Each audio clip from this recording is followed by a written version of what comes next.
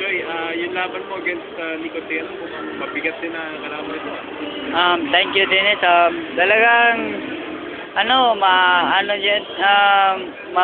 din sa, talagang tumatanggap talaga ng suntok at saka talagang kondisyon talaga siya at preparado sa laban. Yung first few rounds, mukhang tinatimingan ka dyan sa uppercut at saka yung counter right. Yung ba nasisilip mo rin ba yung mga suntok na yun?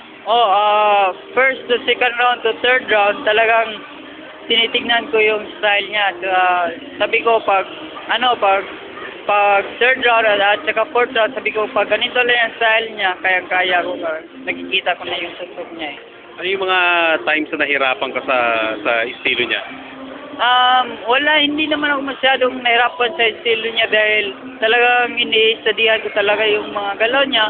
Kung mag-change ba siya sa kanyang mga galaw din, wala talaga, ganun pa rin. Kaya ko yung mga suntok niya, talagang nakikita ko na talaga. Maraming beses na tinatamaan mo siya, medyo nayayanig. Pero yung parang yung follow-up, hindi mo agad nagagawa. Ano bang nangyari during those times?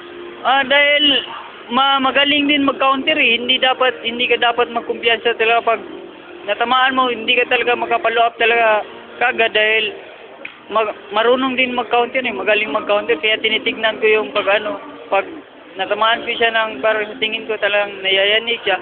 Talagang sinisilip ko talaga, hindi ako mataki kagad dahil alam ko marunong din siya mag-counter eh. Ina-expect na itong laban na talaga mabigat para sa'yo, parang tune-up mo, pero matinding tune-up. So ngayon nalampasan mo na, ano na yung mga tinitignan mong future mo? Talagang sa ngayon, gusto talaga mag-fight again ng world title fight.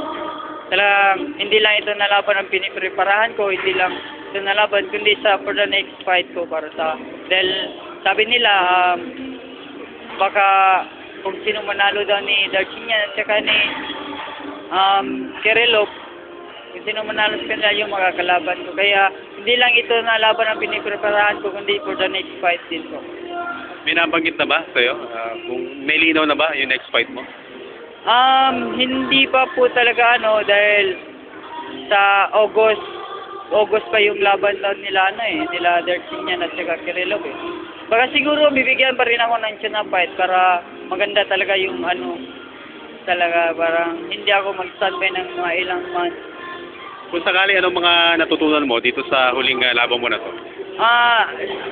Talagang sa hindi dapat magigil, tsaka relax, tsaka presence of mind, focus talaga sa laban. At tsaka yung stamina ko na rin, parang nakokontrol ko na rin kung paano hindi na ako kagaya dati na parang every mga middle round naubusan ako ganun. Parang ngayon, parang ini-studyhan ko na talaga parang ganito pala, ganito. Isahe mo sa mga nakikinig at nanonood ngayon sa ating website and sa radio, napapakinggan din tayo.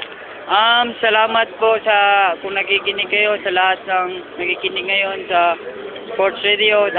Talagang nagpasalamat po ako sa binigay ninyo ng suporta at sana hindi kayo magsawang suporta sa amin at saka para din to sa mga boxer na Pilipino ang ginagawa namin at sana suportahan po ninyo kami hanggang sa dulo ng hanggang may boxing pa, sana suportahan ninyo kami. Thank you.